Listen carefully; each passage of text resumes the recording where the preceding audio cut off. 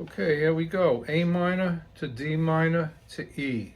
Nice and simple and slow and easy. Do it as fast as you can do it, or as slow as you have to do it, till you get it down. So, one,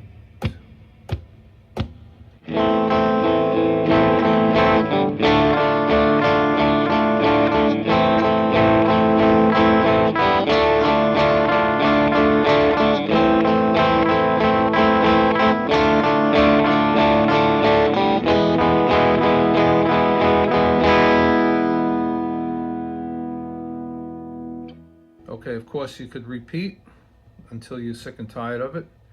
And here's the reverse. We'll start on D minor and go to A minor a few times and then to E to follow it up. There we go.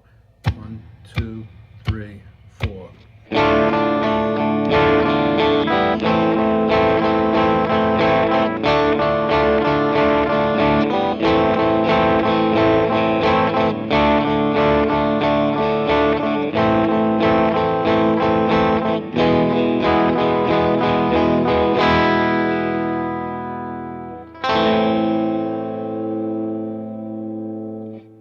Okay, I hope this helps you out. And any questions, you know where to find me.